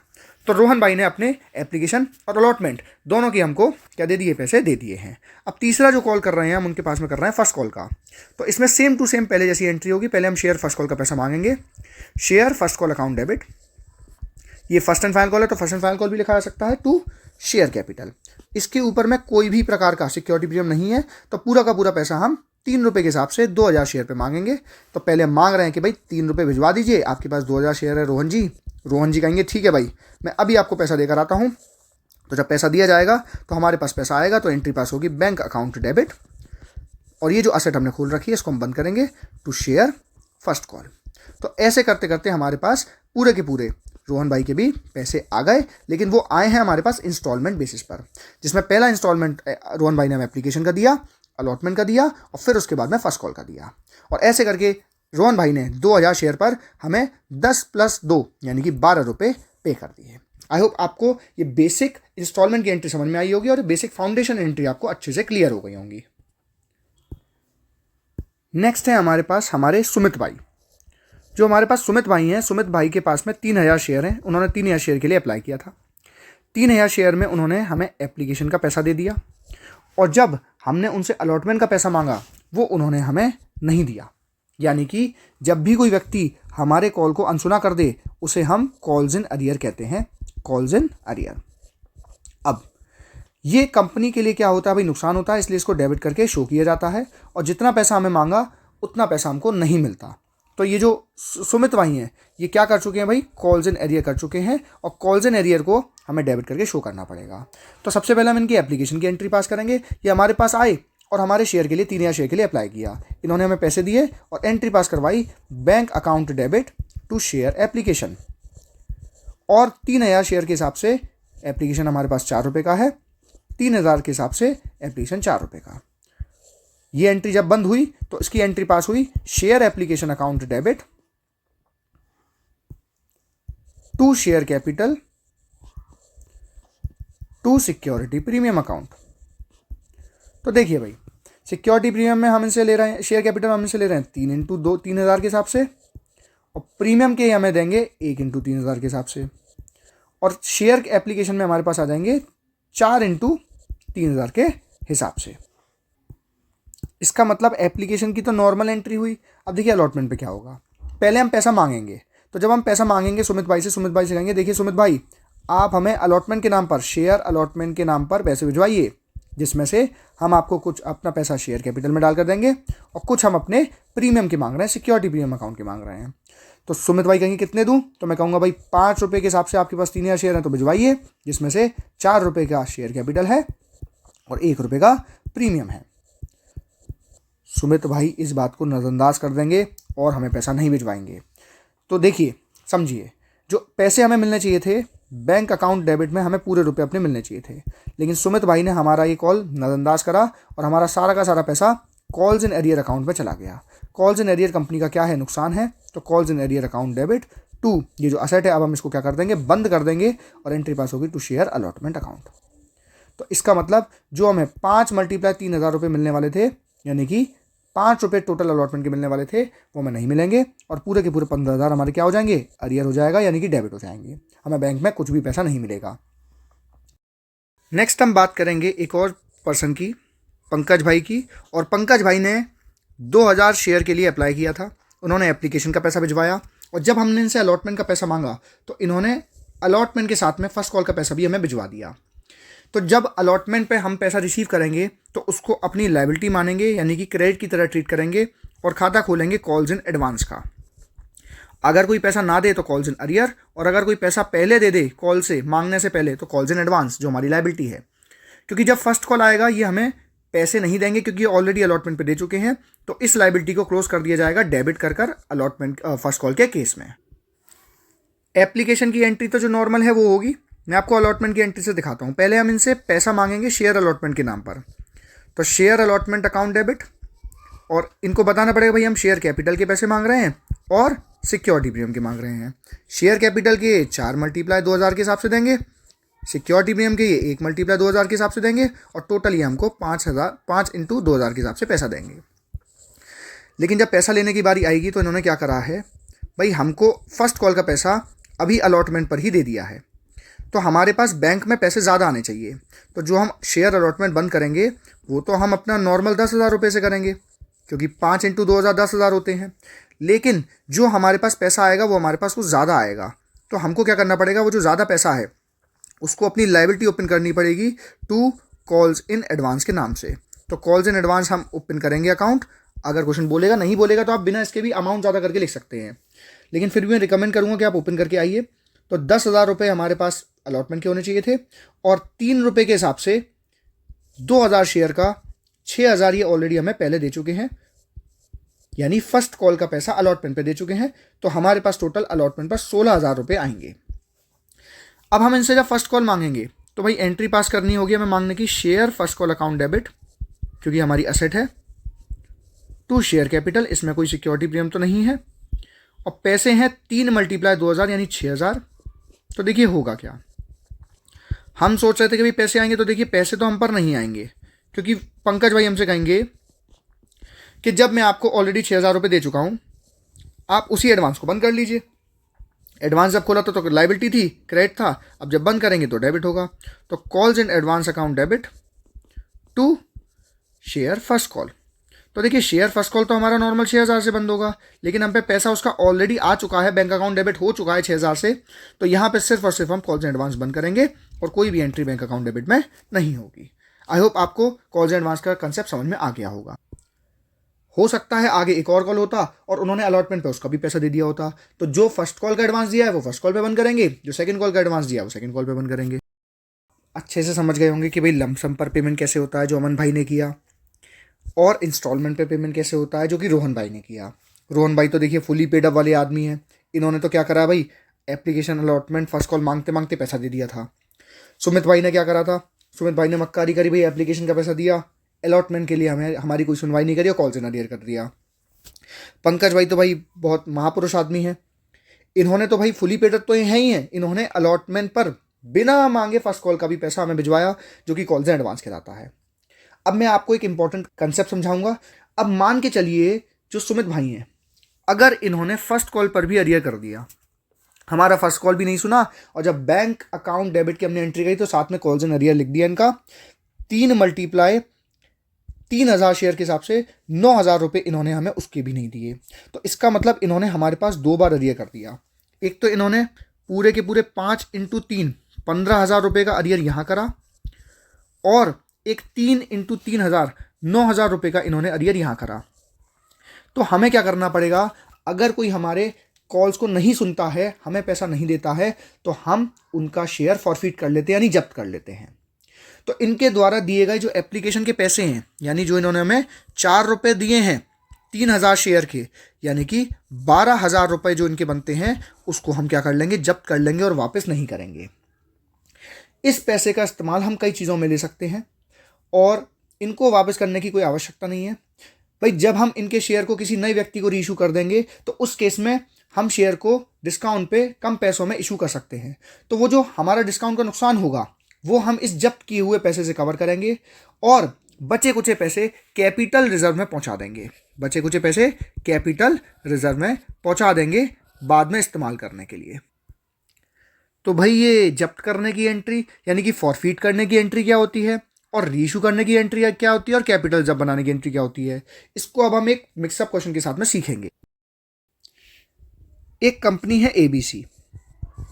इस कंपनी ने मार्केट में 10,000 शेयर इशू कर रहे हैं, और एक शेयर का फेस वैल्यू है 10 रुपये, और साथ में 3 रुपये का प्रीमियम है। कंपनी ने एप्लीकेशन पर 3 रुपये और साथ में उसके 1 रुपये का प्रीमियम, अलॉटमेंट के 2 रुपये, उसके साथ में 1 रुपये का प्रीमियम, फर्स्ट कॉल पर 1 रुपया, अलग से एक रुपये का प्रीमियम, और फाइनल कॉल पर बचे कुचे पैसे, यानी सेकेंड एंड फाइनल कॉल पर कंपनी ने 4 रुपये मांगे होंगे। हुआ ये कि एक व्यक्ति था एक्स नाम का, जिसने एप्लीकेशन पे पैसा दिया, अलॉटमेंट पे पैसा दिया, लेकिन फर्स्ट कॉल का पैसा उसने नहीं दिया। कंपनी ने इसका शेयर हाल के साल क्या कर लिया, जब्त कर लिया, और इससे फाइनल कॉल मांगा ही नहीं गया। एक व्यक्ति था वाई, इसने क्या करा, इसने फर्स्ट एप्लीकेशन का पैसा दिया, अलॉटमेंट के साथ ही फर्स्ट कॉल और फाइनल कॉल का पैसा हमें दे दिया। ये जो एक्स था, इसके टोटल शेयर थे 2000, और जो वाई था, इसके टोटल शेयर थे 3000। तो हुआ ये कि जो एक्स वाला व्यक्ति है, इसके शेयर में से जितने जब्त हुए हैं, उसमें से आधे शेयर, हाफ शेयर रीइशू कर दिए गए। जो हमारे पास रीइशू प्राइस है वो हमने लिया है 7 रुपये का, और एज फुली पेड अप। अब मैं इसका क्या मतलब है वो आपको समझाता हूं। जब हम शेयर रीइशू करते हैं तो हम उसे एक वैल्यू पे रीइशू करते हैं। भाई जो हमारे पास शेयर था वो 10 रुपये का था, मैंने जो फिर से उसे रीइशू करा उसको 7 रुपये का करा, क्योंकि ये भाई साहब ने हमें पैसे नहीं दिए थे। तो जो रीइशू प्राइस है ना, ये कितना होना चाहिए, इसको ध्यान से सुनिए। जो रीइशू प्राइस होता है, it can not be less than the amount not received by the company on the forfeited share. देखिए इस शेयर पे हमको 4 और 1 5 रुपये नहीं मिले हैं, तो ये जो पैसा हमें नहीं मिला है 5 रुपये का, इससे कम का हमारा रीइशू प्राइस नहीं होना चाहिए, इतना तो मिनिमम होना चाहिए। और मैंने आपको बताया था कि हम रीइशू करते टाइम डिस्काउंट दे सकते हैं, तो डिस्काउंट का पैसा जब्त किए हुए पैसे से ज़्यादा नहीं होना चाहिए। जब्त हमने किए हैं 3 और 2 5 रुपये, यानी हम इस पर जो डिस्काउंट दे सकते हैं वो मैक्सिमम 5 रुपये तक का दे सकते हैं। अब जितना भी हमने समझा है, इसकी अब हम जर्नल एंट्री पास करेंगे। तो देखिए, सबसे पहले जो हमारी जर्नल एंट्री होगी वो होगी एप्लीकेशन पैसा मिलने की। हमारे को 10,000 रुपये के हिसाब से पैसा मिला है।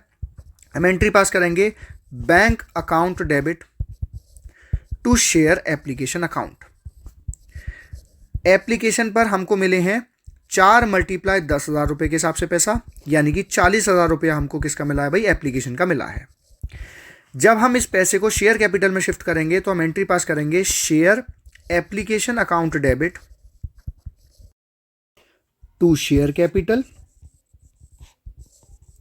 टू सिक्योरिटी प्रीमियम अकाउंट, जिसमें शेयर कैपिटल हमारे पास है 3 रुपये के हिसाब से 10,000 की, और 1 रुपये के हिसाब से हमारे पास प्रीमियम है 10,000 का। तो ऐसे करते हमारे एप्लीकेशन की एंट्री हुई। अब हम बात करेंगे अपनी अलॉटमेंट की एंट्री की। जब हम अपनी अलॉटमेंट की एंट्री पास करेंगे तो हम पहले पैसा मांगेंगे share allotment account debit to share capital to security premium account. अब पहले पैसा मांगा जाएगा, ड्यू किया जाएगा, उसके बाद रिसीव होगा। तो हमारे पास अलॉटमेंट है टोटल 3 रुपये का, तो हम 3 रुपये के हिसाब से पैसा मांगेंगे, तो 3 × 10,000, जिसमें 2 रुपये के हिसाब से तो हमारा कैपिटल है और 1 रुपये के हिसाब से हमारा प्रीमियम का पैसा है। तो इस तरीके से हमारे पास हमने पहले पैसे मांगे। जब हम पे पैसा आएगा तो अब हमें थोड़ा सतर्क रहना है। हमें पता है भाई अलॉटमेंट पे हमारे पास में जो वाई आदमी है उसने हमें क्या करा है, फर्स्ट कॉल और सेकंड कॉल का पैसा अलॉटमेंट पर दे दिया है। तो हमें इस चीज़ का ध्यान रखना है कि जब हम पे अलॉटमेंट का पैसा आएगा तो bank account debit to calls in advance, क्योंकि भाई फर्स्ट कॉल का और सेकंड कॉल का हमको एडवांस मिला है, to share allotment.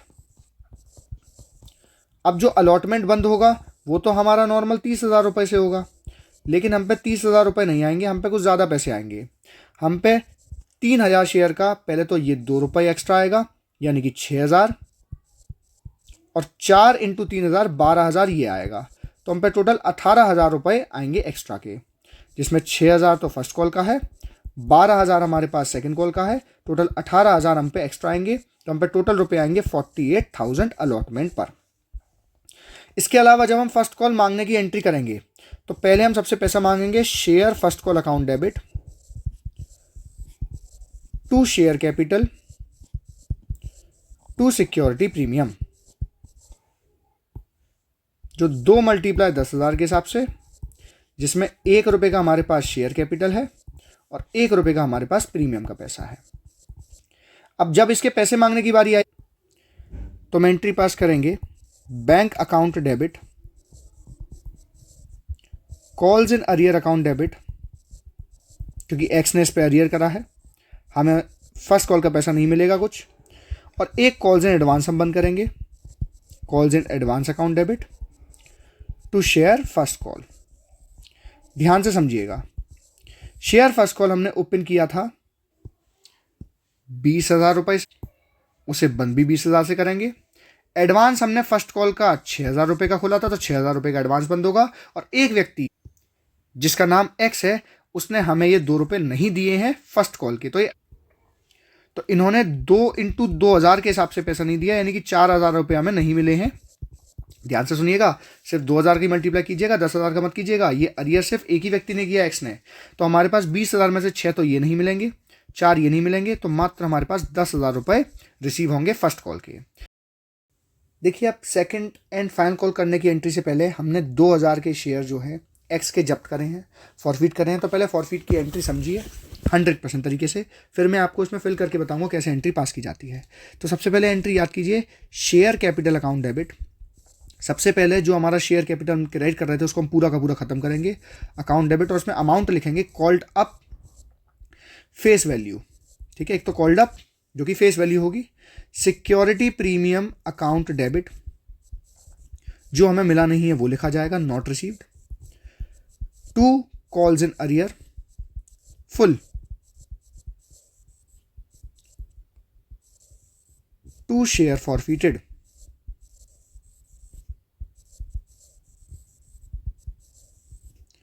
Balancing figure.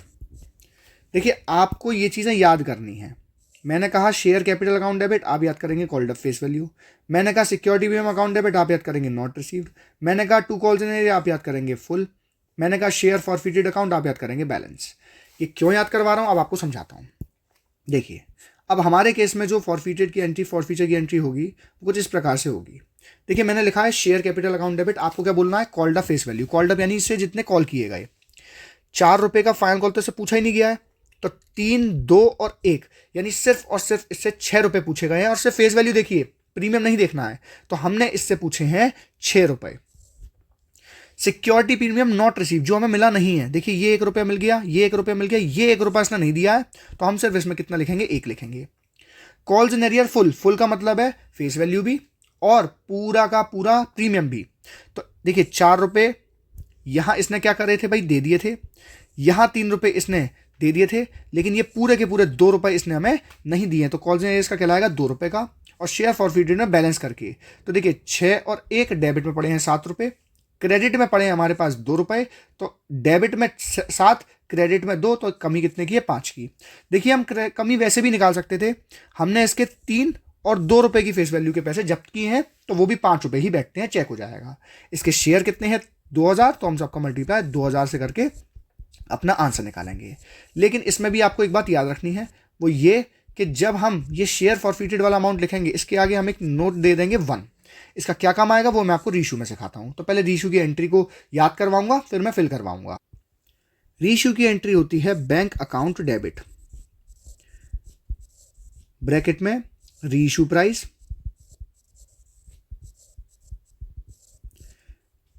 To share capital, called up और पेड अप। हम कॉल्ड अप और पेड अप को देखेंगे, और अगर कमी आती है डेबिट साइड तो लिखते हैं शेयर फॉरफिटेड अकाउंट डेबिट, और अगर कमी आती है क्रेडिट में तो इसको हम लिखते हैं टू सिक्योरिटी प्रीमियम अकाउंट। तो देखिए, हमने ये वाला जो अमाउंट है, मैंने कहा था भाई डिस्काउंट है हमारा। डिस्काउंट क्यों है, समझते हैं इसको। आपको पहले याद करना पड़ेगा भाई, बैंक अकाउंट डेबिट में रीशू प्राइस, शेयर कैपिटल में कॉल्ड अप और फुली पेड अप या पेड अप, दोनों में से कुछ भी हो सकता है, वो मैं अभी आपको समझाता हूं। तो सबसे पहले हमारे पास में, हमारे क्वेश्चन के अंदर में जो हमने रीशू करे हैं, वो हमने सारे शेयर इशू नहीं करे, हमने आधे शेयर इशू करे हैं, 2,000 में से 1,000। लेकिन अमाउंट कौन सा लिखेंगे, तो देखिए हमें पता है हमने 7 रुपए का रीशू करा है, तो 7। और नीचे अगर हम देखेंगे शेयर कैपिटल में, तो मैंने लिखवाया था कॉल्ड अप या पेड अप। तो अगर हमें क्वेश्चन में पेड अप नहीं दे रखा है तो हम कॉल्ड अप ले लेते। कॉल्ड अप कितना भाई, इसको कॉल्ड अप फेस वैल्यू है इसके पास में हमारे पास 6 रुपए, लेकिन क्वेश्चन में हमें कहा है fully paid up. Fully paid up यानी कि पूरा का पूरा पेड अप जो था वो था 10 रुपए का, तो यहाँ पे हम ले लेंगे 10 रुपये। अब देखिए कमी जो है हमारी क्रेडिट साइड तो नहीं है, तो सिक्योरिटी प्रीमियम तो नहीं आएगा, तो कमी है शेयर फॉरफिटेड की जगह पर 3 रुपये की, तो वहाँ 3 रुपये लिख दिए जाएंगे, उसके आगे लिख दिया जाएगा नोट नंबर 2। उसका कारण अभी आपको समझ में आ जाएगा। तो हमारे पास जो शेयर जब्त हमने किए हैं उसके आधे हमने रीशू किए थे, तो यानी कि 1000 रुपये के हिसाब से ये वाले अमाउंट्स में क्या हो जाएगी, एंट्री हो जाएगी। आप लोग इस एंट्री को अगर समझ में नहीं आया तो फिर से रिपीट करके समझिए, ये आपके कंसेप्ट के लिए बहुत ज़रूरी है। अब हमने ये भी एंट्री कर दी। अब हमको क्या करना है, जो हमारे पास एक्स्ट्रा पैसा बच गया शेयर फॉरफिटेड का, उसको कैपिटल रिजर्व में डालना है। लेकिन वो अमाउंट आएगा कैसे, निकलेगा कैसे, तो पहले हम उसकी एंट्री याद करेंगे, फिर मैं आपको समझाता हूँ। एंट्री होती है शेयर फॉरफिटेड अकाउंट डेबिट, सारा का सारा अकाउंट डेबिट करेंगे और सारा खाता हम डाल देंगे कैपिटल रिजर्व के नाम से। कैपिटल रिजर्व में सारा अमाउंट पहुंच जाएगा। लेकिन अमाउंट आएगा कैसे, तो उसका एक छोटा सा फॉर्मूला याद कीजिए, कैपिटल रिजर्व बराबर 1 नंबर मल्टीप्लाई रीशू शेयर जो हमने किए हैं डिवाइड बाय जब्त जितने किए हैं -2, यानी कि जो हमारा ये वाला नंबर था। तो इनकी जगह पे हमें वैल्यू पुट करनी है, यानी कैपिटल रिजर्व बराबर 1 की जगह पे पुट करूंगा 2 मल्टीप्लाई 2000 यानी कि 10,000। रीशू हमने करे 1000 शेयर, फॉरफिट हमने करे थे 2000 शेयर, और माइनस हम 2 करेंगे जितने का हमने डिस्काउंट दिया है, यानी 3000 रुपये का। 1000 से 2000 गए 2 बार, और 2 से 10,000 गया 5000, और 5000 माइनस 3000 होते हैं 2000, यानी कैपिटल रिजर्व में हमारे पास अमाउंट पहुंचेगा 2000 रुपये। अभी हमारे क्वेश्चन में सेकंड एंड फाइनल कॉल बचता है, तो पहले हम उसकी एंट्री पास कर लेते हैं। सेकंड एंड फाइनल कॉल हमारे पास 4 रुपये का है, लेकिन ध्यान रखिएगा हमने इन 2000 शेयर से वो पैसा नहीं मांगा है, तो 10,000 में से 2000 से नहीं मांगा जाएगा, सिर्फ 8000 के हिसाब से एंट्री पास होगी और वो पूरा पैसा हमें मिलेगा, लेकिन उसमें कॉल्स एंड एडवांस बंद होगा। समझाता हूँ। सबसे पहले पैसा मांगने की entry, share second and final call account debit to share capital. हमने जो ये शेयर मांगे हैं ये 2000 से नहीं मांगे, यानी कि ये 4 रुपये हम सिर्फ 8000 शेयर होल्डर से मांगेंगे, बाकी के हमने क्या कर लिए हैं, जब्त कर लिए हैं। और जो पैसा हमारे पास आएगा वो पैसा हम तो सोच रहे थे भाई पूरे के पूरे हमारे पास 32,000 रुपये आ जाएंगे, लेकिन हमको याद रखना है कि हमारे पास में एक कॉल्स एंड एडवांस खुला हुआ है, उस कॉल्स एंड एडवांस को हमें बंद करना पड़ेगा। यहाँ तो हम 32,000 सोच रहे थे, लेकिन 12,000 रुपये का हमारे पास एक कॉल्स एंड एडवांस है जिसको हमें बंद करना है, तो वो पैसा हमें नहीं देंगे क्योंकि ऑलरेडी दे चुके हैं। अब 32,000 में से हमें 12,000 नहीं मिलेंगे और हमें सिर्फ 20,000 रुपये ही सेकंड कॉल पे मिलेंगे। हमने इस तरीके से अपने पूरे क्वेश्चन की जनरल एंट्री पास कर ली है। आई होप आपको ये क्वेश्चन ढंग से समझ में आ गया होगा। अब हम बढ़ेंगे अपने नेक्स्ट टॉपिक की ओर, जिसके अंदर में हम शेयर को इशू करेंगे कंसीडरेशन अदर देन कैश। जहां हमें पैसे देने थे उसकी जगह अब हम शेयर से पेमेंट करेंगे। उस टॉपिक की जरा बात करते हैं। देखिए ऐसा ज़रूरी नहीं हम हमेशा शेयर पैसे के लिए ही इशू करें, कभी कभी हमें पेमेंट के लिए भी शेयर को इशू कर देना पड़ सकता है। जब हमारी कंपनी के प्रमोटर्स को हमें पैसे देने होते हैं तो कभी कभी हम उन्हें शेयर पकड़ा देते हैं। प्रमोटर्स को पैसे देना हमारा नुकसान है तो incorporation expense account debit, promoters को अपना लायबिलिटी बनाया, और जब हम प्रमोटर्स को पेमेंट करेंगे प्रमोटर्स अकाउंट डेबिट टू, बदले में क्या दे देंगे, कैश की जगह हम उन्हें शेयर कैपिटल पकड़ा देंगे। अंडरराइटर्स वो लोग होते हैं जब हमारा शेयर सब्सक्राइब ना हो रहा हो तो हम कमीशन बेसिस पे उसे सब्सक्राइब करवाएं, तो वो अपना कमीशन मांगते हैं, तो कमीशन हमारे लिए नुकसान है इसलिए डेबिट है, और इनको हम अपनी लायबिलिटी बनाएंगे। जब हम इस लायबिलिटी का भुगतान इनको डेबिट करके करेंगे तो बदले में कैश देने के बजाय टू शेयर कैपिटल की एंट्री करेंगे, यानी underwriter account debit to share capital. कभी कभी जिससे हम असेट खरीदते हैं, बिजनेस खरीदते हैं, उनको हम पैसे के बदले में कुछ पोर्शन पैसे का भी दे देते हैं, कुछ बैंक से दे देते हैं, कुछ पोर्शन हम शेयर का भी दे देते हैं, तो उनको वेंडर कहते हैं जिनसे हम असेट वगैरह खरीदते हैं। तो पहले असेट खरीदने की entry sunrise assets account debit to vendor, vendor को अपना क्रेडिटर बनाया यानी लायबिलिटी बनाया। जो वेंडर है उसमें जो अमाउंट आएगा उसको परचेस कंसिडरेशन भी कहते हैं, कि जितने में ये जो असेट है उसको परचेस करने की बात हुई। कभी कभी असेट खरीदी जाती है, कभी कभी पूरा का पूरा बिजनेस खरीदा जाता है। अब इस एंट्री को ध्यान से सुनिएगा। जब बिजनेस खरीदते हैं तो सारी असेट्स को डेबिट और सारी लायबिलिटी को क्रेडिट कर देते हैं, और जितना परचेस कंसिडरेशन में अमाउंट है, ध्यान से सुनिएगा, परचेस कंसिडरेशन में अमाउंट है वो वेंडर के नाम के आगे लिख देते हैं। अब अगर कभी डेबिट साइड आए तो उसे गुडविल से एडजस्ट करते हैं, और यदि कभी क्रेडिट साइड आए तो उसे कैपिटल रिजर्व से एडजस्ट करते हैं। ध्यान रखिएगा, डेबिट में कमी गुडविल से, क्रेडिट में कमी कैपिटल रिजर्व से, इनमें से कोई एक ही जगह पर कमी आएगी। और अगर क्वेश्चन में पूरे बिजनेस खरीदने की बात कही है लेकिन क्वेश्चन में ये नहीं बताया है कि भाई असेट कितने की लायबिलिटी कितनी है, तो एंट्री पास करते हैं नेट असेट्स अकाउंट डेबिट, और जितने अमाउंट का हमने उसे खरीदा होता है उतने को ही परचेस कंसिडरेशन मान के वेंडर के नाम के आगे लिख देते हैं। अब ये जो वेंडर हमारे क्या हैं, लाइबिलिटी हैं, इनको हम अपना पेमेंट करेंगे। कभी कभी हम उन्हें पार पे इशू कर देते हैं शेयर, तो vendor debit to share capital, और कभी कभी प्रीमियम पे करते हैं तो vendor debit to share capital to premium. कभी कभी क्या होता है, हमको पैसा हमको नंबर ऑफ शेयर्स नहीं बताए होते हैं, तो हमें वो नंबर ऑफ शेयर्स निकालने पड़ते हैं। कैसे करेंगे, परचेज कंसिडरेशन और एक शेयर हम उनको जितने का बेच रहे हैं उससे डिवाइड कर देंगे। प्रीमियम वगैरह है तो उसे इंक्लूड कर कर, ठीक है। तो इसका एक एग्जांपल समझाता हूँ। मान के चलिए मैंने 121 रुपये का एक क्या करे, टोटल परचेज कंसिडरेशन मुझे अपने वेंडर को देने हैं। अब मैंने 10 रुपये का एक शेयर है और 10% उस पर प्रीमियम है, तो 10 रुपये का 10% होता है 1 रुपया, तो टोटल होगा 11 रुपये, और 11 से जब मैं 121 को डिवाइड करूंगा मेरे पास आएगा 11, तो नंबर ऑफ शेयर्स हमारे पास आ गए 11। अब जो हम एंट्री पास करेंगे उसमें हम जो शेयर कैपिटल में अमाउंट लिखेंगे वो तो लिखेंगे 10 रुपये के हिसाब से इंटू 11, और जो प्रीमियम में लिखेंगे वो लिखेंगे 1 इंटू 11, और ऐसे करके 121 रुपये टोटल डेबिट में पहुंच जाएंगे। अब हम बात करेंगे अंडर सब्सक्रिप्शन और ओवर सब्सक्रिप्शन क्या है। जितने हमने मार्केट में शेयर इशू करे, अगर उससे कम सब्सक्राइब हो जाए तो उसे अंडर सब्सक्रिप्शन कहते हैं। इस केस में बस जितने से सब्सक्राइब होगा उतने से पूरी जनरल एंट्री पास कर देंगे, इसमें और ज़्यादा कुछ है नहीं। लेकिन ओवर सब्सक्रिप्शन के केस में हमने पढ़ा था कि ज़रूरत से ज़्यादा आने पर कभी कभी हमें रिजेक्ट कर देना पड़ता है, कभी कभी हमें प्रोराटा कर देना पड़ता है, यानी जितने जिसने जिसने जितने मांगे हैं उसको उससे कम शेयर देना, और कभी हम दोनों करते हैं, कुछ रिजेक्ट कर देते हैं, कुछ को प्रोराटा बेसिस पे कर देते हैं। तो रिजेक्ट वालों को तो पैसा टू बैंक करके वापस हो जाता है, और प्रोराटा वालों के लिए प्रोराटा टेबल बनानी पड़ती है, उसको हम ध्यान से समझेंगे। मान कर चलिए कंपनी ने मार्केट में 10,000 शेयर इशू करे। 10,000 शेयर 10 रुपये के हिसाब से इशू करे थे, 2 रुपये का प्रीमियम था। कंपनी ने 5 रुपये और 1 रुपये का प्रीमियम लिया है एप्लीकेशन पर, और 3 रुपये और 1 रुपये का प्रीमियम लिया है अलॉटमेंट पर। कंपनी ने रेस्ट यानी बचा कुचा मांगा है अपना फर्स्ट कॉल पर। कंपनी के पास मान कर चलिए 12,000 का क्या आ गया, शेयर आ गया, शेयर का पैसा आ गया, अप्लाइड आ गया। तो कंपनी ने डिसाइड किया है कि भाई 1,000 को तो कंपनी क्या कर देगी, रिजेक्ट कर देगी, मना कर देगी, और बदले में जो 11,000 बचेंगे उनको 10,000 शेयर पकड़ा देगी, यानी कि उनका प्रोराटा बनवाएगी। तो ज़रा इसकी जनरल एंट्री पास करते हैं।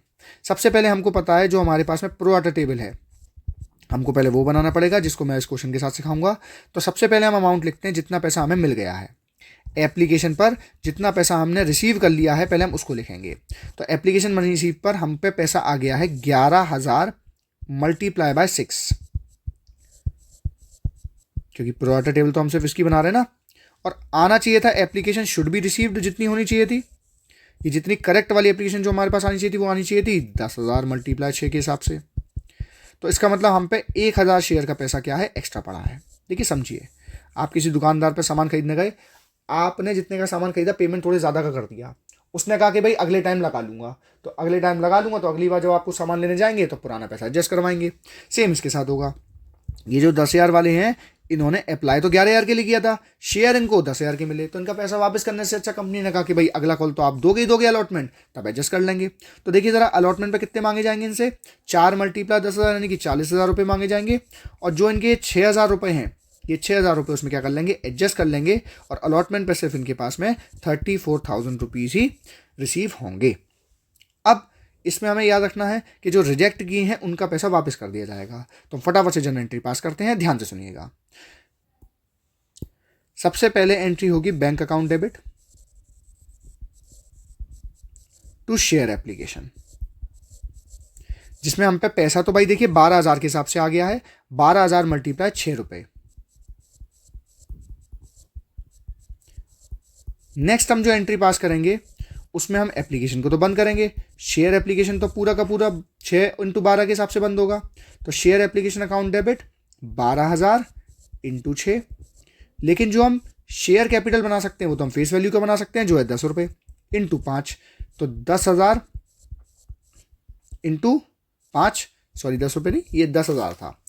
टू सिक्योरिटी प्रीमियम हम बना सकते हैं 10,000 शेयर का ही, क्योंकि हमारी लिमिट ही उतनी है, और 1 रुपये का प्रीमियम। अब इसमें से हम कुछ का पैसा तो वापस कर रहे हैं, जिनसे पैसा लिया था तब बैंक अकाउंट डेबिट करा था, जिनका वापस कर रहे हैं तो उनमें 1,000 इंटू 6 रुपये के हिसाब से वापस कर देंगे। 1,000 शेयर का 6 रुपये के हिसाब से पैसा वापस हो जाएगा। और हमने अलॉटमेंट पर एडजस्ट कितना किया है एप्लीकेशन का पैसा, हमने 6,000 रुपये जो एडजस्ट किए हैं इसको हम अभी लिख देंगे शेयर अलॉटमेंट अकाउंट क्रेडिट करके। कितने का, 6,000 का हमने क्या करा है, एडजस्ट करा है। अब हम एंट्री पास करेंगे अलॉटमेंट की। तो पहले सबसे पहले हम अलॉटमेंट का पैसा मांगेंगे। मांगेंगे हम पूरे 10,000 शेयर से, तो share allotment account debit 10,000 multiply 4 रुपये, जिसमें से टू शेयर कैपिटल हमारे पास बनेगी 3 रुपये के हिसाब से, 10,000 इंटू 3, और 1 रुपया हमारे पास हो जाएगा सिक्योरिटी प्रीमियम अकाउंट का। अब जब पैसा लेने की बारी आएगी तो यहाँ थोड़ा सतर्क रहिएगा। सबसे पहले bank account debit to share allotment. देखिए, इस बात को ध्यान से समझिए। शेयर अलॉटमेंट ऊपर डेबिट है 40,000 रुपये से, लेकिन 40,000 में से हम 6,000 का उसको ऑलरेडी क्रेडिट कर चुके हैं, तो अब सिर्फ हम उसको 34,000 का ही क्रेडिट करेंगे, और पैसे भी मेरे पास 34,000 के आएंगे। नेक्स्ट, अब हम एंट्री पास करेंगे अपनी फर्स्ट कॉल की एंट्री। फर्स्ट कॉल हमारे पास 2 रुपये का है, तो हम नॉर्मल जो एंट्री पास करते हैं वो एंट्री पास करेंगे। Share first call account debit, first and final call account debit to share capital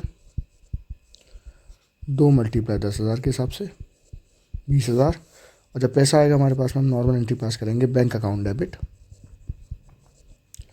to share first call, first and final call 20,000 रुपये के हिसाब से। आई होप आपको सारी बेसिक जनरल एंट्री शेयर की समझ में आ गई होंगी। अब हम शेयर के बाकी बचे हुए थ्योरी कंसेप्ट को पढ़ते हैं। देखिए, जो शेयर्स है वो नॉर्मल पब्लिक के अलावा प्राइवेट कंपनी को भी इशू किए जा सकते हैं, जिसे हम कहते हैं private placement of shares. As per section 42 companies act के अंदर में हम किसी प्राइवेट कंपनी जैसे कि LIC हो गया, UTI हो गया, इसको हम दे सकते हैं, और इसमें 3 साल का लॉक इन पीरियड होता है। ये दिया इसलिए जाता है क्योंकि ये कंपनीज भरोसेमंद कंपनीज होती हैं, जिनके पास पैसा अच्छा खासा होता है, ये हमारी कंपनी निवेश करने को तैयार होती हैं। दूसरा होता है स्वेट इक्विटी शेयर। भाई, हमारी कंपनी के किसी व्यक्ति ने, जो हमारी कंपनी का एम्प्लॉय है या वर्कर है, उसको हम डिस्काउंट पर अदर देन कैश शेयर्स दे देते हैं। देते इसलिए है क्योंकि भाई उसने हमारी कंपनी के लिए बहुत मेहनत की थी, बहुत पसीना बहाया था, यानी स्वेट, पसीने को इंग्लिश में कहते हैं, किया था। और इसकी कंडीशन ये है, a period of 1 year must have passed. Company शुरू हुए 1 साल बीत गया हो तभी वो स्वेट इक्विटी शेयर इशू कर सकते हैं, और जब सारी सेबी की गाइडलाइंस को पूरा कर लेंगे तब। SEBI mean security exchange board of India. Next हमारे पास ऑप्शन होता है ESOP, यानी employ stock option plan. In order to retain high calibre employees, बहुत ज़्यादा ही क्वालिटी वाले एम्प्लॉयज़ को अपने पास रखने के लिए और उनको सेंस ऑफ बिलोंगिंगनेस देने के लिए कंपनी उनको होल टाइम डायरेक्टर्स को, ऑफिसर्स को, एम्प्लॉयज़ को अधिकार देती है कि उनका शेयर वो सब्सक्राइब कर सकते हैं फ्यूचर डेट में। देखिए, ये उनके ऊपर डिपेंड करता है कि वो करें या ना करें, कोई कंपल्शन नहीं होता है, लेकिन उनको जो शेयर हैं वो उनको कम प्राइस पे अवेलेबल हो जाते हैं। इसी सिस्टम को एम्प्लॉय स्टॉक ऑप्शन प्लान कहते हैं, और ये उसी टाइप के शेयर्स होते हैं जो मार्केट में ऑलरेडी अवेलेबल होते हैं। इक्विटी थी तो इक्विटी, प्रेफरेंस थी तो प्रेफरेंस। नेक्स्ट हमारे पास होता है right of issues. Right of issue of share का मतलब है कंपनी क्या करती है, जिन लोगों के पास ऑलरेडी शेयर्स हैं उनको और ऑफ़र करती है। जैसे किसी के पास 100 हैं तो उसको ये कहती है कि भाई आप 50 लेना चाहेंगे, यानी पहला अधिकार तो आपका, क्योंकि आपने ऑलरेडी 100 ले रखे हैं, तो पहले तो भाई आप ही लोग हैं जो इस शेयर को खरीद सकते हैं, हम नए शेयर इशू कर रहे हैं तो। और ये जो राइट इशू का जो प्राइस होता है वो प्रीवियस प्राइस से थोड़ा क्या होता है, ज़्यादा होता है। इसी डिफरेंस को हम कहते हैं भाई वैल्यू ऑफ राइट, यानी value of right market price of share minus average price of share का डिफरेंस होता है। नेक्स्ट है हमारे पास में बायबैक शेयर। जब कंपनी खुद अपने शेयर मार्केट से बायबैक कर ले, उसको हम बायबैक ऑफ शेयर्स कहते हैं। और कंपनी इस पैसे से, मतलब जो खरीदने के लिए जो पैसा होता है वो अपने फ्री रिजर्व से निकाल सकती है, सिक्योरिटी प्रीमियम रिजर्व से निकाल सकती है, या किसी और सिक्योरिटीज़ को बेचकर रिटेन कर सकती है वो पैसा। मुझे उम्मीद है आप सभी को अकाउंटिंग फॉर शेयर कैपिटल का बेसिक कंसेप्ट अच्छे समझ में आ गया होगा। अब हम नेक्स्ट वीडियो के अंदर में शेयर कैपिटल से रिलेटेड सारे इंपॉर्टेंट और प्रीवियस ईयर्स क्वेश्चन को डिस्कस करेंगे। ये वीडियो काफ़ी लेंदी ना हो जाए इसलिए मैं इसको 2 पार्ट्स में तैयार कर रहा हूँ, एक कंसेप्ट के लिए और एक है क्वेश्चंस। इसमें जो कुछ भी कमी या गुंजाइश रह गई होगी वो मैं सेकंड वीडियो में पूरी कर दूंगा, और उसके बाद आपको शेयर के एक भी क्वेश्चन में बोर्ड में दिक्कत नहीं आने वाली। आपका दिन शुभ हो। नमस्कार।